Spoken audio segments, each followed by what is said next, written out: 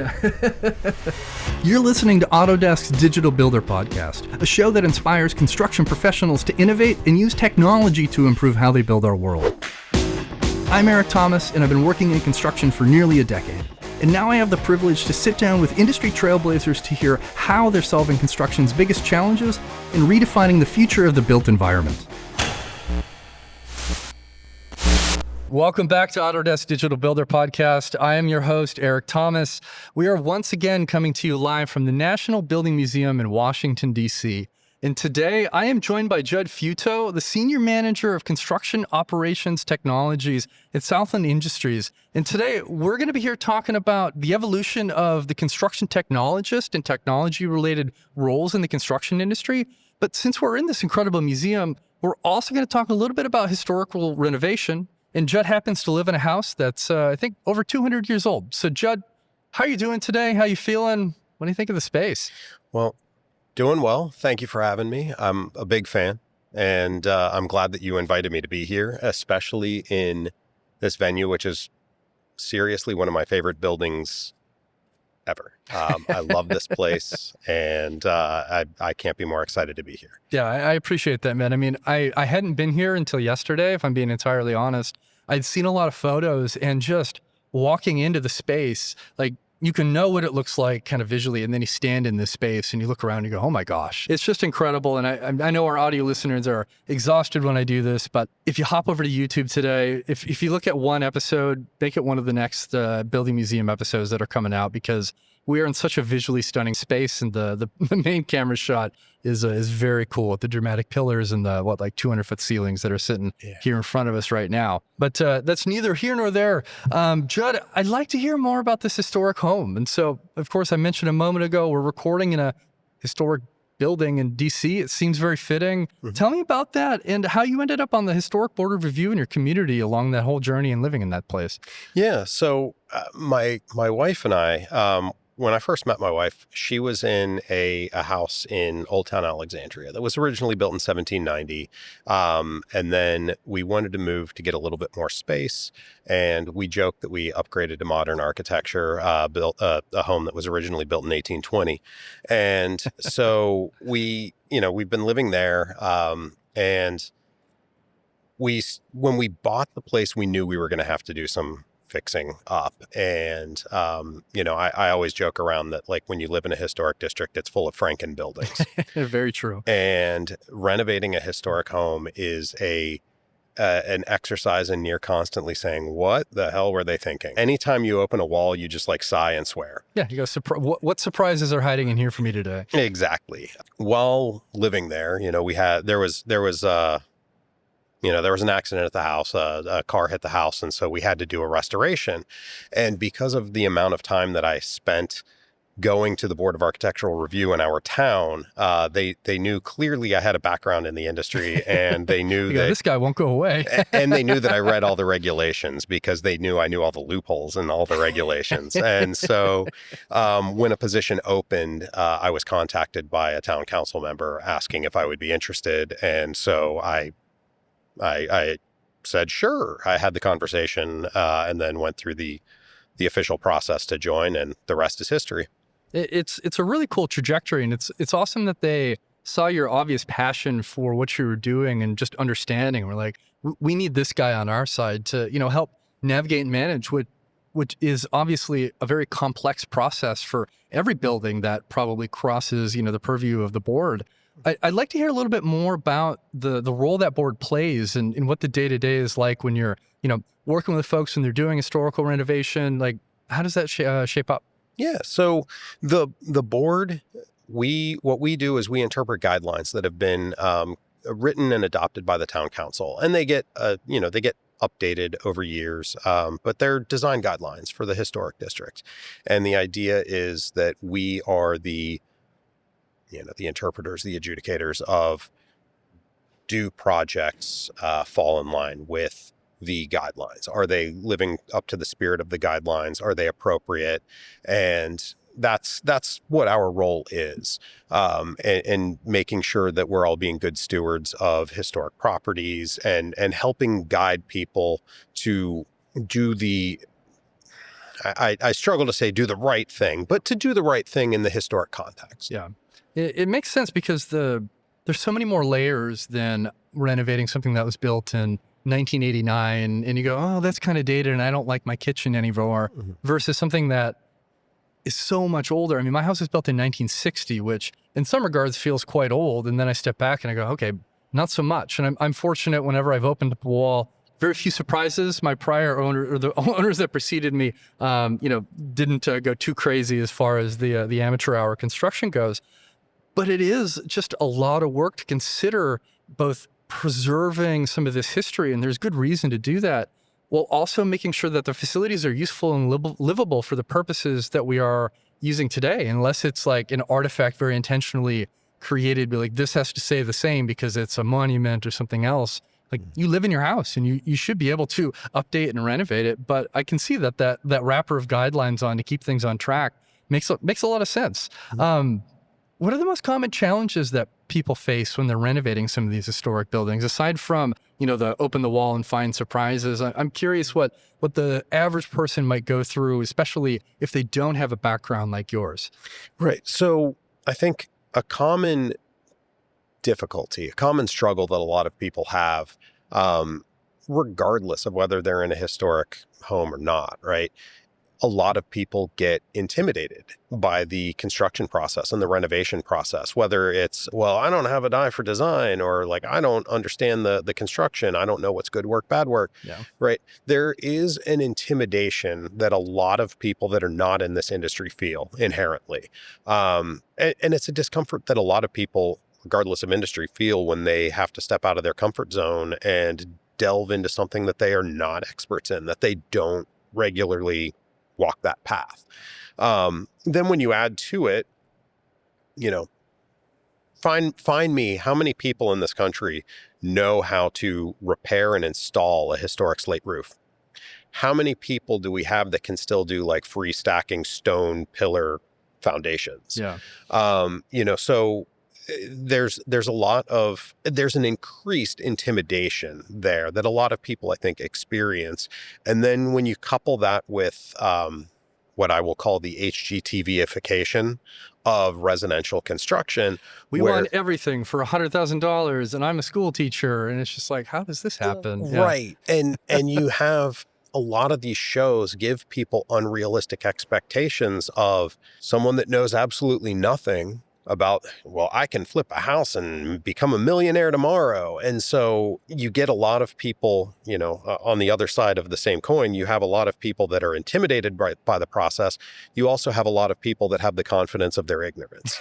Yeah. And like, those are the biggest struggles I think a lot of people experience. It makes a bunch of sense. And even if you step back and think about permitting and getting inspections, even if you're not touching a historical facility, that can feel very overwhelming as well. And some jurisdictions are a bit draconian in how they apply some of these regulations, and they're there for good reason. I mean, I'm not going to open up my breaker panel and go, I'm going to go rewire this today and run a new line into my house because I'm not qualified. But to your point a minute ago, somebody who might not have enough knowledge to understand the risks that they're potentially undertaking, either in the moment or long-term, as their not sufficient installation, degrades over time. It's a big challenge, and it's not just meeting code. I mean, there's lives that can be impacted by this, even outside of the historical side of things. And so I have empathy for people navigating that process. And I'm sure there's also occasionally frustrations. They go, I just need to get my kitchen done. Why is this so complicated? But like, you're there for a good reason. And I think just being stewards of the community that you live in, it makes sense, even if in the moment, sometimes it feels a little bit more frustrating than than folks might like from a more traditional building approach. I'm interested to hear a bit more about how your role as a historical preservationist and construction technologist intermingle. Are they at odds with each other? Are they complementary? Like, tell me a bit about that relationship, because it's two very interesting aspects of construction that come from very different directions. Sure. So a lot of people will think just right off the bat that, okay, construction technologist, you don't care anything about historic preservation. And that's the furthest thing from the truth, right? Because, I mean, in addition to the fact that you could have a whole episode around my thoughts on craftsmanship and things like that. But We're sitting in the right place for that. exactly. But I live in a town that was built when the traffic concerns were a horse and a wagon, right? Yeah. So we've seen since my house was built, we now have electrification of homes. We have indoor plumbing. We have gas plumbing. We have indoor plumbing and sewage, right? We have new building materials. We have garages where you park cars. We have roads where you're driving cars. I mean, the list goes on and on. So, I think they work very well together because, change is the only thing constant is change, right? And so you're going to have that constant evolution of things, of materials, of tools, of whatever. And, and you have to balance that being a good steward of what you have and the preserving what you have with balancing that with progress. And so I think they intertwine very well. Thankfully, I'm passionate about both. It works out really well, though. And your point about evolving as the needs of the spaces evolve is so spot on, because if we're too stagnant in that, the homes, even like, how are people going to feel incentivized to maintain and live in a house if it doesn't meet the needs that they have? Mm-hmm. And so there has to be that balance. And I think just coming at it from both a technology perspective and how we can be more effective here, and also just that preservationist perspective you have, I think it's a really cool complementary skill set. And I think technology plays a really cool role here. I was talking to Amr Rafat a couple of years ago, and they were doing some really cool large-scale historic renovation at Windover. And they were laser scanning a lot of the facades of the buildings for like a lot of the, I think it was plaster, like sculptures and such on the face that had started to deteriorate and crumble. And so they scanned all of these down to incredible detail and then replicated and fixed the issues with them with 3D printing. Mm-hmm. And they kept the old things they took off the facade of the building to use inside, and is like a memory to what they did. But then they also put these newly 3D printed ones up. They're going to last for years and years and look exactly the same as the original ones do. And I just thought that was a really cool example of, using technology, but also still really maintaining these older historic buildings. And I think there's really cool opportunities, and, not everybody might have access to a laser scanner or something else like that, but it's still worth thinking about as we, continue the narrative and evolution of how we maintain all of our facilities as they get older. I'd like to roll into looking more closely at the role of, construction technologists. And these types of roles, obviously, they didn't exist 15 years ago, 20 years ago, or if they did, they were in a very different realm and level of skill set and expectations than they are today.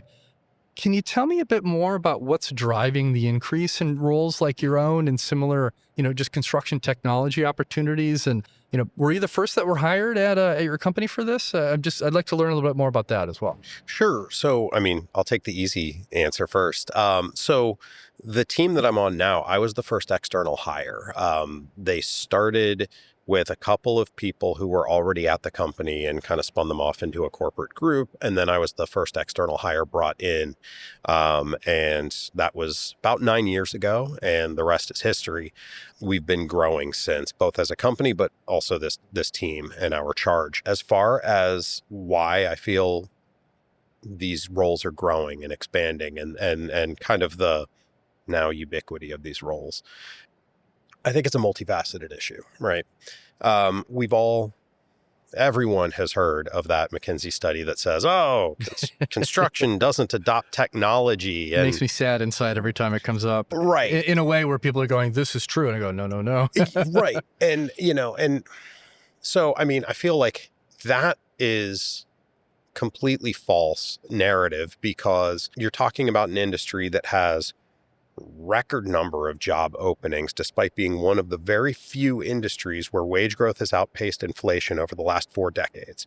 You have, depending on which study you read, anywhere from 80 to 90% of firms cannot find enough people. And I'm not even saying skilled labor, because I think skilled labor is a misnomer. You always have to teach people everything when they join and they're new, right? But we can't find people to fill the jobs, right? And we have a brain drain, losing a lot of expertise. We're having to complete more complex jobs with new materials on more compressed timelines than ever before, and doing it in a way where we're working very hard to send people home in the same condition that they showed up in, while also dealing with, I think one of the things that a lot of people try to gloss over, we also have a mental health crisis in this industry that's brought on by some of those stressors of these compressed schedules and not having enough people. And, a lot of companies are out there, like, they have to work forced overtime to hit some of this. So there are so many challenges that we are facing. And in addition to that, like, we don't adopt construction technology, or, we're not adopting technology in this industry. I also say, I feel like people have this elitist view of, if it's not an Isaac Asimov novel, then no, it's not technology. I'm sorry. When's the last time you saw a crew of 150 guys with shovels excavating a job site? Yeah.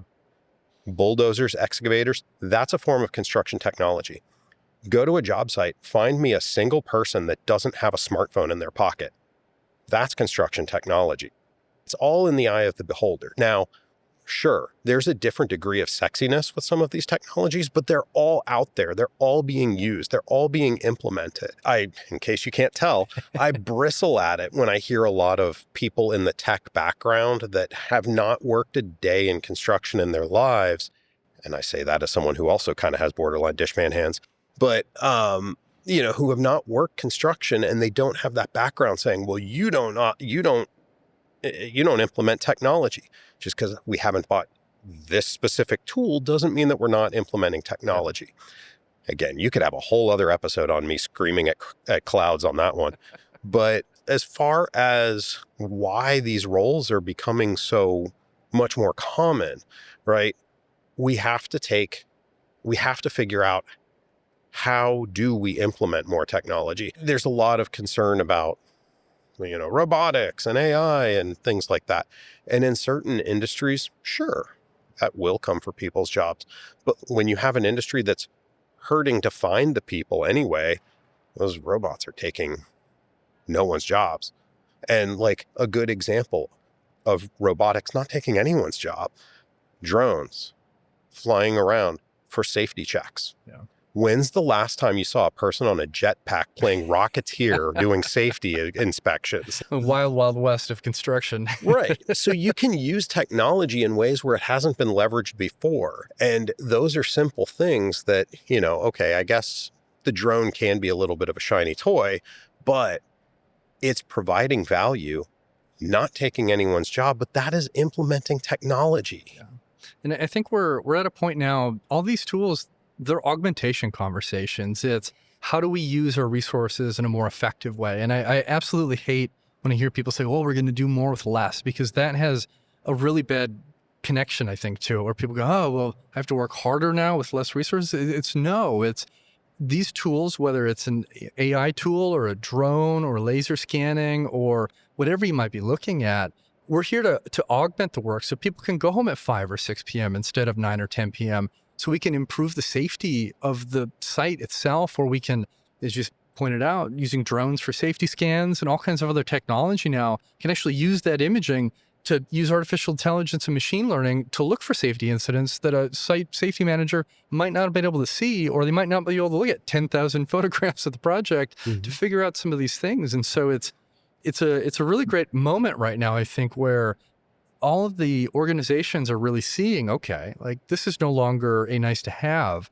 This is a requirement for the way that we do business. And most contractors, to some degree, have technology heavily implemented in the way they work. I think right now, the opportune moment for most of us is, how do we optimize, and how do we really use these tools in a way where they're more interconnected and where everybody feels empowered? But I think the days of the VDC team being the only tech-savvy people on the project site and everybody else putting their head in the sand and going, well, I don't know how to use that, I'm not on the VDC team, I think those days are gone, because everybody now has the ability to leverage the tools. I think most of the contractors are training their teams to use them. And as you pointed out, the phone in your pocket is a tool now that we didn't have available. I mean, you think about like the LiDAR scanning in an iPhone, or access to information without having to go back to the project trailer just to, double check something's being built in the location it's supposed to be. All of this layers up. And I think it's also a challenging moment too, because there is a lot of stuff on the market that wasn't 15 years ago.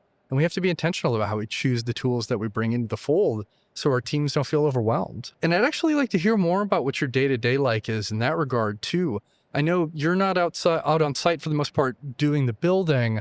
Tell me more about the role that you play in your broader team when you're adopting technology and how it relates to these positions at, different companies now. Well, sure. So, my day to day, it starts with a big rock and a hill. No, I'm just kidding. But, no, so my day to day, right? I'm working with people around our company, the people who are out there doing the work, right? So my team, my job, I tell people all the time, and I've said it in conferences. I say it around my company. I'm going to say it for posterity here. It'll be recorded. I'm not a profit center. I'm in an overhead position. So best case scenario is I provide value by helping someone else in a profit center actually be more profitable, add more capacity to their work, give them the tools to make better informed decisions on what they're doing, right? So my day to day is very heavily involved in working with end users, working with different peer groups around the company. So people on the operations side, and asking them about like, well, what are your pain points? Where does it hurt? How can we help the hurt? But also trying to focus on what are things like, if you could wave a magic wand, what's a thing that, not even talking about what is a pain point, but what's a thing that you don't have that you would love to have? People on my team have heard me say a million bajillion times, you never get what you don't ask for.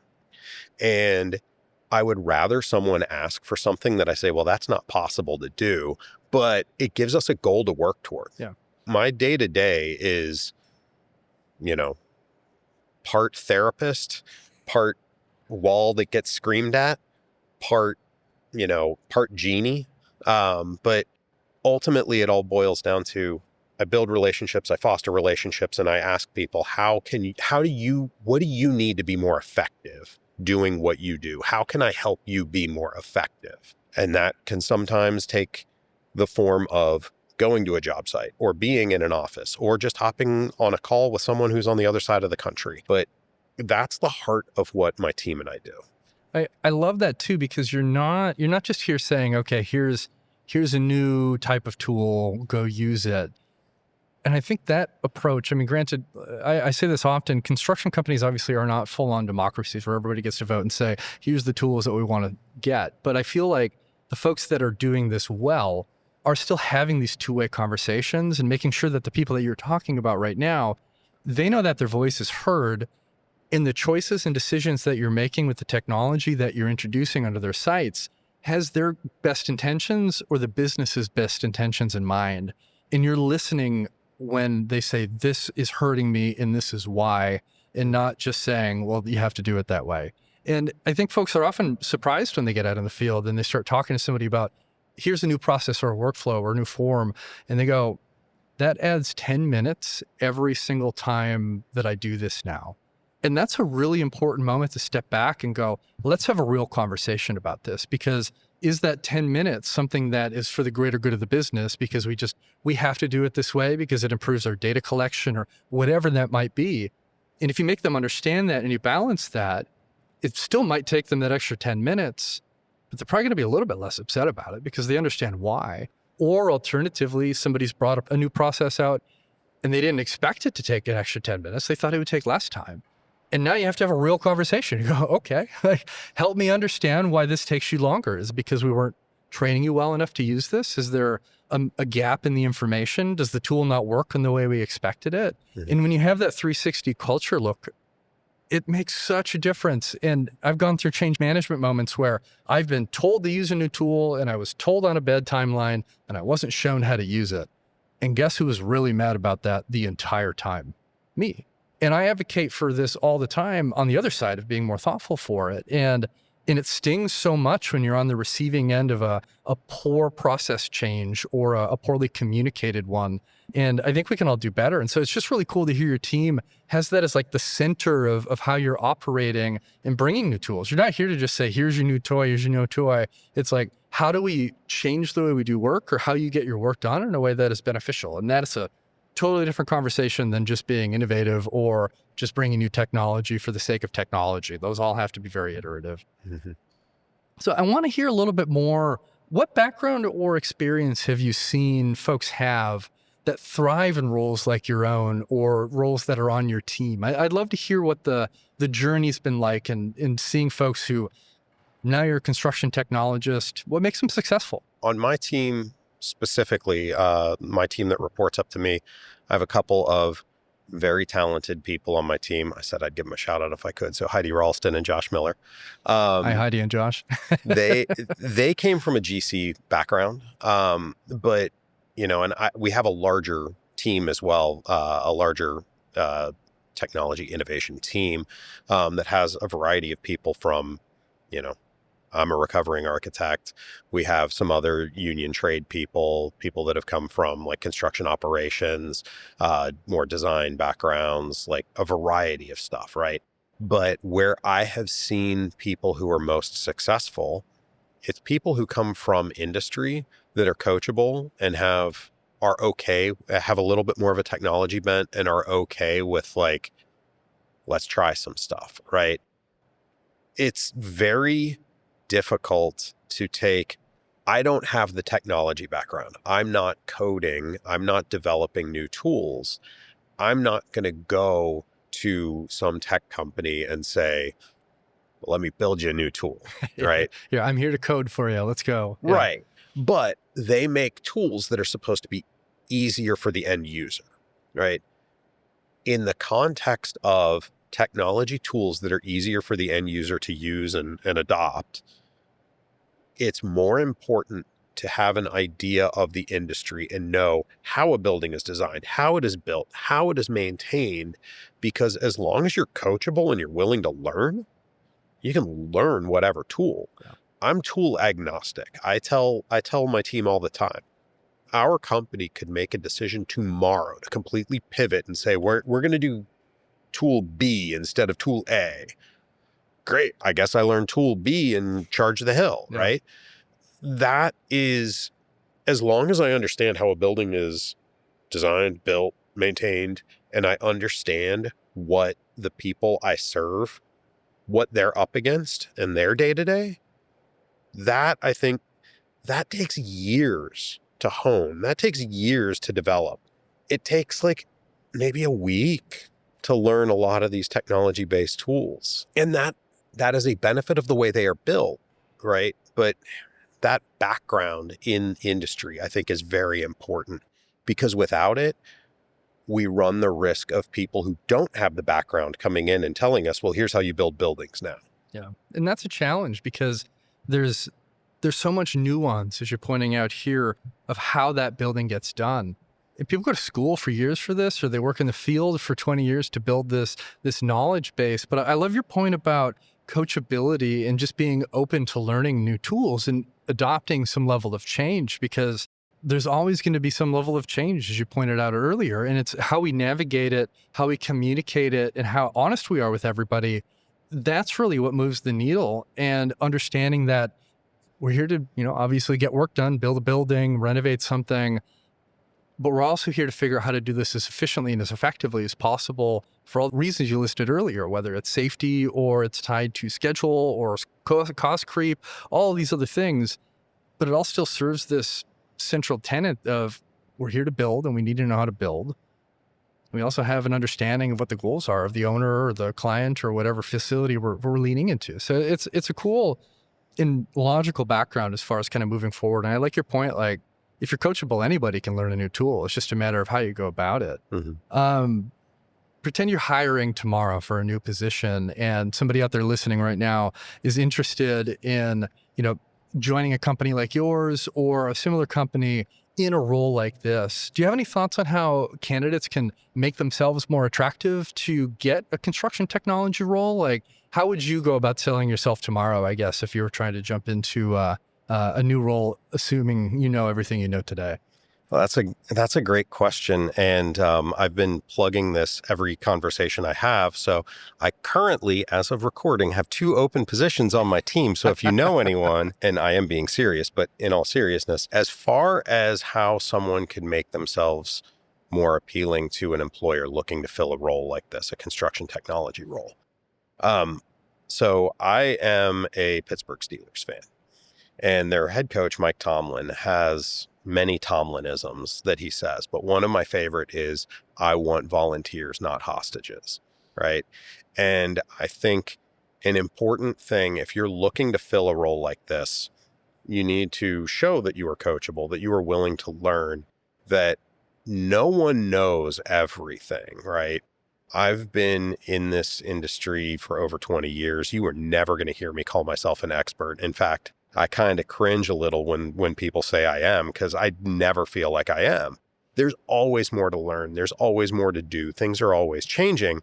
And being able to sell that adaptability and that coachability and that, like, you want to be a sponge and learn, I think is an important part. Because again, if I'm hiring someone, I don't care if they've worked in this industry for 30 years or if they are just out of school.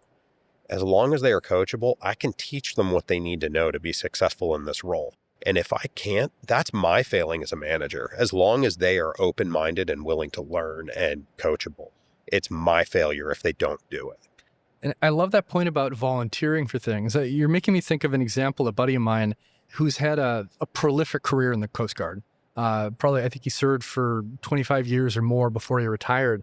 And he said that he worked his way up the ranks and had a lot of incredible opportunities, because every time something came up where they'd say, hey, we need somebody to do this in this different country or this part of the region, or dealing with this emergency or crisis, he was the first in line to go, I'll do it because it sounds interesting and I want to go try to do something different.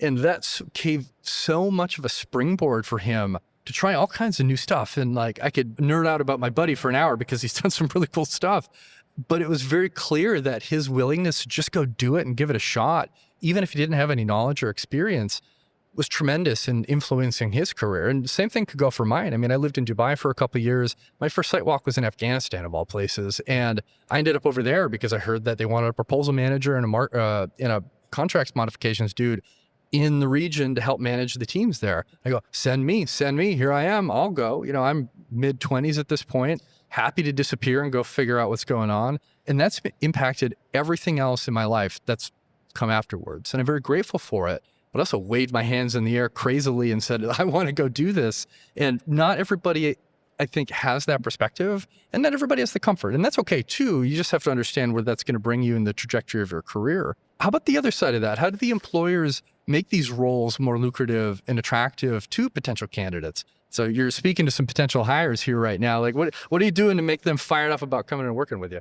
Well, I try to pitch the idea that they get a chance to work with me. That might be a selling point. Hey, Judd's a cool guy, so that might send him running. I don't know. No, I mean, in all seriousness, I think from an employer standpoint, if you're looking to bring in the right talent and you're looking to bring in the right people, first off, you have to focus on the right people and not just looking for a warm body. I don't need a pulse.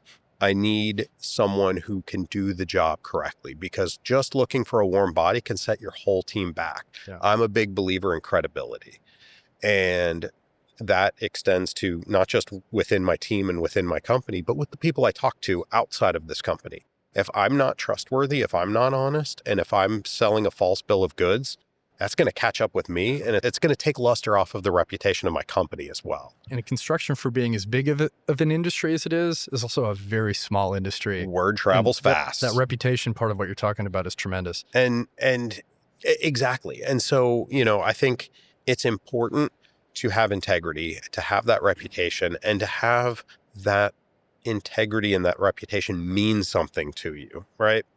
And I've found in my experience, right, I get more applicants from referrals than from just cold calls. And recruiters love referrals because there's a level of, I'm vouching for this person to some degree that attaches your name to it as well. Yeah. And that goes externally, but also internally with your company too. You bring somebody in and everybody goes, this guy's terrible. Like, Judd, why did you tell me to hire this guy?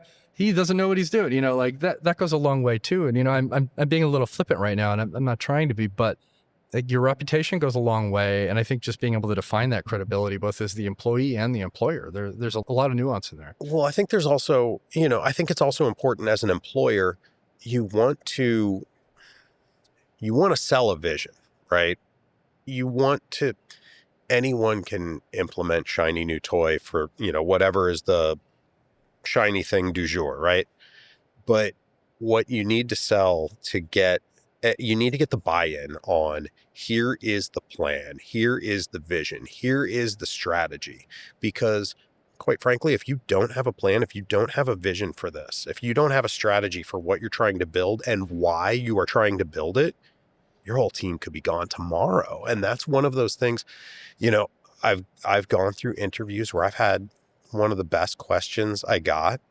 It was a two-part question. Someone asked me, well, is this a new opening or is this backfill for a position that's now open? I love that question. And then when I answered that, new hire, the follow-up question to that was, what is a day in their life and what are they building to over the next 5 years? And I immediately was thinking, like, can I send you an offer letter? Because that's a person that gets it, right? They get it. It can't just be a flash in the pan implementation. You're looking to affect the industry. When you're working at a large enough company, you are affecting the industry. Yeah. And you want to have something that is purpose driven. And I think companies that are looking to fill these roles owe it to the people they're trying to bring in to give them purpose and make it like, hey, this is a long-term thing. We're not just going after fads. Like, we've got to do this. So I love that vision and that 5-year term that you were looking at and talking about here too, because companies who aren't being strategic enough or giving their employees enough resources, you're kind of staring at your feet every day, reacting to whatever gets dropped in your lap. You're like, oh my gosh, like today I have a fire drill and a crisis and I have to manage all of these things. And that happens sometimes. Some days are just going to be like that. But if you're not giving folks the ability to, or a person has no inclination to look up and down the line a little bit and say, okay, today we have to finish this project and we're behind schedule by 2 weeks. And what are we going to do to make that up? That's important in the moment for your profitability and your customer relations and everything else. But you still have to have folks at the company, or at least empower people to still look up and go, okay, what's going to happen in 12 months, 16 months? Because I've heard more than once, construction companies don't like to be first to the finish line in adopting new technologies. They prefer, well, let me get one person to go, oh, that worked really well. And then you go, it did? Cool. Let me grab that. But you still have to be looking and to know what's possible, whether you're the employer or the employee, and there's a blend there. So I love that point. I'm going to go off on a tangent now, so I'm going to stop myself. But it's just, there's a lot of nuance that I think is important, both on the employer and the employee side, is thinking about staffing new opportunities, especially with roles that have such an impact, like technology-driven ones like your own. So Also, I know Southland has a really cool innovation process and an innovation team. I'd love to understand a bit more about how you're enabling the teams to try innovation alongside some very demanding expectations of projects, but also ensuring that you're not disrupting those projects when you're trying new things. Like, give me kind of the lay of the land on how that looks, because I think you can do this well, or you can do this in a very painful way. I'd like to, how do you find the middle ground? Yeah. That's a great question. So with our innovation process, what we do is we have from all around the company, right? We gather ideas constantly, right? And the idea is we have a planning team made up of, it's not all just executives. It's people from different functional groups. So ops managers, construction managers, PEs, et cetera. And they start to prioritize, okay, what's a tier 1? What's a tier 2? What's a tier 3? So what is a tier 1? Well, tier 1 is what's a hot button item right now? What is a very important thing? If we get 6 months, 1 year down the road, what is something that we have to have done? Well, that's a tier 1. Yep. Tier 2 is kind of, think of it as backlog. Once all the tier 1 is done, the tier 2 moves up, and that becomes like what's next in line. Tier 3 is a little bit more future facing. Maybe it's like, okay, good idea. We're not quite there yet. As I like to say, you got to pour the foundation before you shingle the roof. And so, like that's more future facing. And that gives you that vision of something that you're building toward. And you can look at it and say, okay, what is it that we're doing right now that we have to configure a certain way or do a certain way, get out there to make that a reality when that bubbles up to the top. Yeah. Right. And so you can start to do things like look at your processes and examine them and see, because the thing with a lot of implementation and technology, right? You can have whatever widget, whatever tool that you want to implement. But if you are trying to implement a new tool to augment a broken process, well, what's going to happen is it's going to fail. Yeah. And everyone's going to say, well, we were working just fine before that tool came in, but your process is broken. The blame game spins up. Yeah. Right. And if you have a process where, and it's not uncommon, you can have people I've been doing this for decades, right? Great. How does this get done when you're on vacation and you're not there to answer questions? It doesn't. Frantic. Right. Broken process. Yep. Right. And it's not uncommon for people to take for granted a lot of information, and not some people document. Can gatekeep in that situation too. And it doesn't always happen, but I've seen it where somebody very intentionally is like, I'm a key cog to this process. And if I'm not here, the process doesn't work on purpose. And that's a problem for all the reasons, whether you're on vacation or you get fired or, gosh forbid, somebody gets injured or many things Or that as can I happen. like to say, they won the lottery and decided, hey, I'm done. Right? What do you mean? You're not going to keep going to work if you pull in a half a mil or half a bill Yeah, from the lottery? exactly. Yeah, I probably won't keep doing this either, but that's okay. But a big part of it is analyzing our processes. Yeah. Do we need a new tool, or is it that we just need to tweak a process? Or maybe we have to tweak a process and implement a tool to help streamline that. But what we end up doing is we prioritize those things, and then we have regular check-ins, because sometimes business priorities shift. Sometimes something that was a tier 2 suddenly, for whatever reason, maybe it bubbles up and becomes a tier 1. Sometimes there's the possibility that what was a tier 1, suddenly you pump the brakes and it's a hurry up and wait situation. And, oh, wait, hey, no, you know what? We got to do this thing first before that. Yeah. Those things happen, and you have to be agile and kind of roll with the punches in that. We have spent years refining this planning process. Is it perfect all the time? No. But what is, right? The important thing is it's malleable enough that you can adjust as you need to, and that people can accept that, hey, sometimes you have to adjust on the fly. We've been effective with that. And, we're seeing a lot more success with implementations and with getting a lot of that buy-in around the company. Yeah, and I love how you make up this group that's responsible for making some of these decisions and talking through this.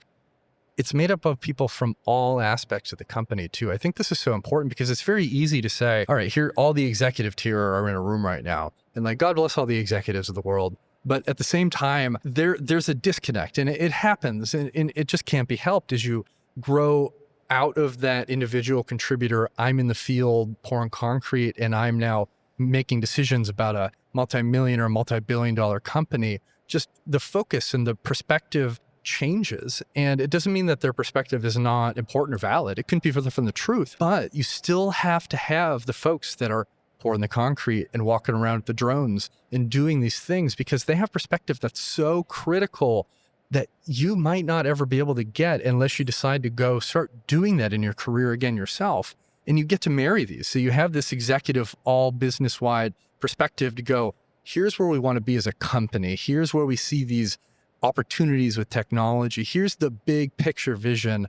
And then you have people alongside them going, okay, cool, that's great. But also, here's what I'm dealing with right now that's going to be a blocker from getting up here. Mm-hmm. We can get there, but we have to work together to figure out what that path is. And I think if you make your group up who's making those choices of only one homogenous group of people at your company, you're going to have so many misses because you just don't have enough perspective to fully inform all the choices that you're making. And I recognize that's not easy also. Like, you pulling people off of projects, you've got your ops manager who's super busy, and your executives and your principals are out interviewing and all this other crazy stuff. Like, construction's chaotic, which is why it's also kind of interesting. But I think you have to do your due diligence, and it sounds like you're doing that. And it's just a really cool and thoughtful approach to ensuring everybody's successful while getting all of the perspective you need to make all those choices.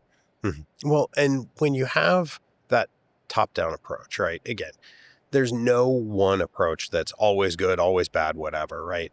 But there are many companies out there that have that top down, like, I'm CEO, this is what we are doing, right?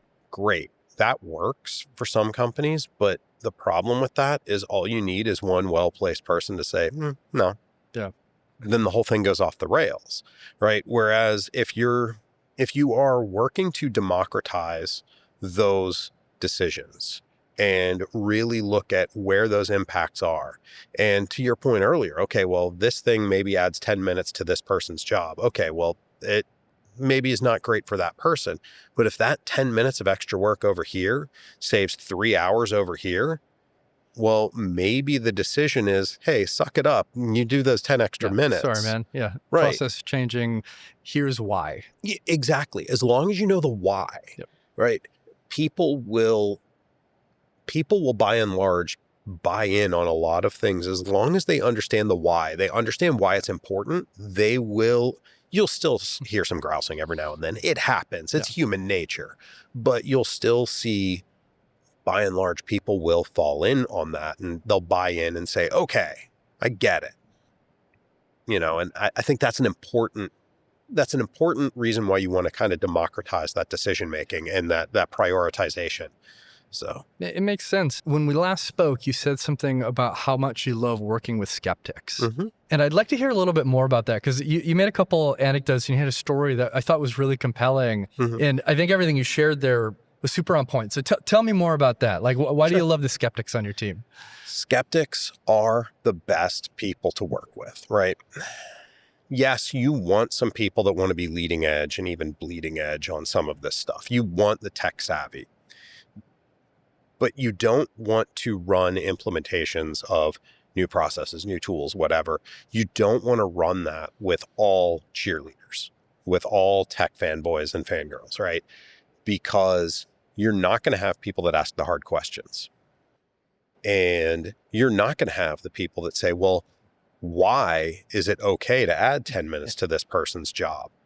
This person that we're adding 10 minutes to, they work in my department. That's killing my budget. Yeah. Well, but we're all one company, and over here it does that, like, you want to have the person that's asking that question. You don't want a room full of cheerleaders and yes men. Furthermore, if you win over that skeptic, it's like the old Life cereal. Well, Mikey likes it, right?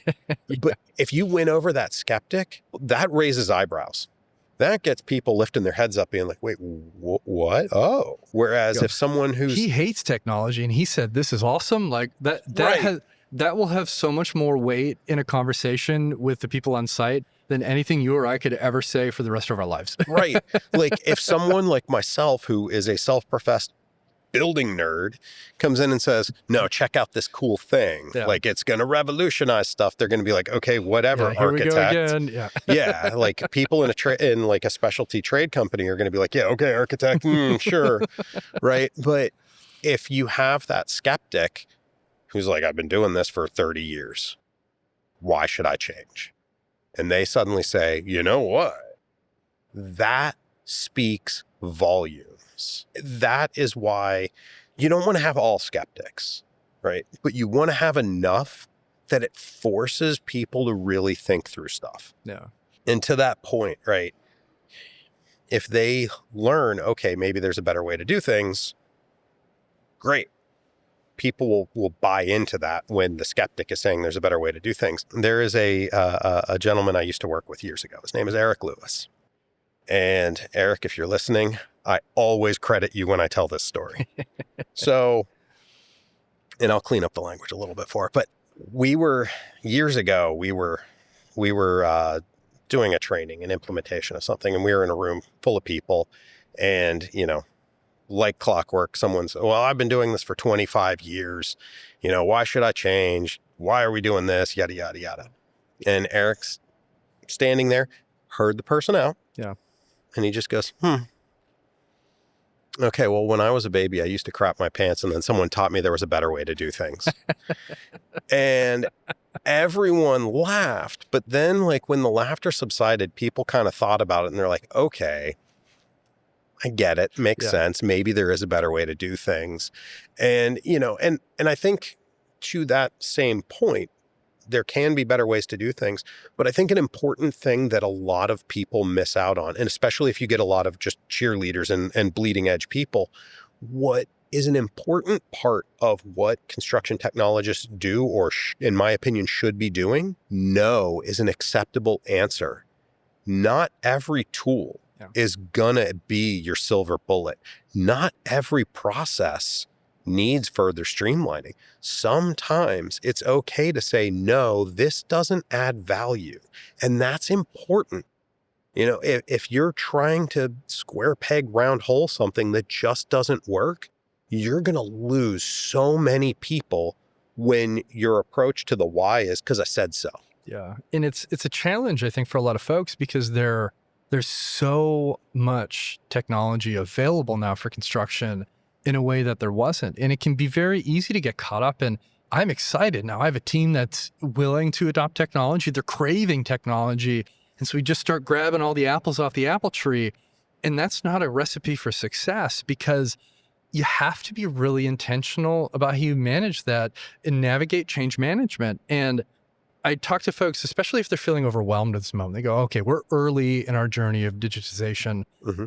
We don't even know where to start. And it's always, okay, well, what would have the most impact to your business today if you're able to make a change? Or what part of the business is already kind of moving forward in technology and you could adopt it here as your proof case and then you roll it out here. And so it's a start small and intentional conversation. And you get to build on that because then you get to go like to your skeptic or this new project you just pulled together. You go, look at this. I have it right here. And you can really highlight that for everybody. And if you try to just go big and go, we're going to buy 20 new tools and we're going to train you how to use all of them, people are going to freak out, and understandably so, because you're so dramatically changing the way that they get work done now and not just managing and navigating a single tool or a process change. And so I always tell folks, like, be super intentional. Like, don't shy away from the shiny new toys. The shiny new toys are cool, and they're a way to differentiate for new hires and your owners and all the other great things that come with that. But you don't want to grab and boil the ocean and go, we're going to do everything today, because you're going to have a bad time. Well, and people just don't have the capacity to do that. No, not at all. Yeah. I mean, how often do we hear, well, I have a day job, right? Yeah. And you go, how am I going to build out a new process and train all my people? And also that project is due in 6 weeks and we're 4 weeks behind schedule. And now you want me to go do this, And that other team wants me to do that as well. Yeah. It is a recipe for disaster, and there has to be an intentional nature to what you're doing. Yep. And I think also that's where the partnerships with all of these technology providers really comes in too, because some of the startups out there in the ether, I'm not gonna point out any specific one, but I know some of them are just gonna go, here's your tool. We're gonna tell you this is how it's gonna work. Good luck. And there's no relationship. And the organizations in these seats, so if you're a startup that are listening and you're building construction technology, talk to your customers, because they're going to give you all the information on how they build. And if it doesn't adapt to the way that they build, it's going to be so much harder for them to adopt your tool if it doesn't fit their needs. It is okay to change process in some way, but you have to meet everybody in the middle. It can't just be, well, you've been building this way for 40 years, and we're going to give you everything entirely new, and your 400-person team is all going to have to change on a dime tomorrow. Like, that's not going to work. Yeah. You got to work with people. You got to figure out how to bring it in, and you got to train everybody and show them how to use it. You don't just dump it on the site and go, all right, cool, here's your drone. Like, now what? Well, and I say to people all the time, like, I have my own greatest hits list that people at Southland are probably sick and tired of hearing me say. But I tell people all the time when they ask about, well, what are we supposed to be able to do with, like, fill in the blank tool name? I always tell people, well, I can tell you it does what the vendor says it does. What I need you to tell me is, does it do what you need it to do? Yeah. And no is an acceptable answer. So is, I'd like to see it do this instead, or tweak that, or this is garbage, or add this. We can't make it better if you don't tell us how to make it better. Absolutely. And it goes back to you never get what you don't ask for. I love that mentality. Well, Judd, this has been an absolute pleasure. I appreciate all the perspective you've shared with me today. So thank you for joining me on this episode. Also, just thank you for hanging out with me in this absolutely beautiful space. We're so fortunate to be in the National Building Museum today. Of course, if you're out there listening, you've likely figured out by now that you're listening to Autodesk Digital Builder Podcast. But if you're listening on Apple Podcasts, Spotify, any of the other players, make sure you head over to YouTube because, as I've pointed out a couple times today, we are in an absolutely dramatic space and you should come check it out, especially if you're a construction or architecture nerd. Like what's to my immediate left is pretty dang neat. So come over and check it out. And if you got any questions for me or guest suggestions or just want to say hi, I'm easy to find. I think I'm the only Eric Thomas that works at Autodesk. So just find me over on LinkedIn. And until the next time, goodbye.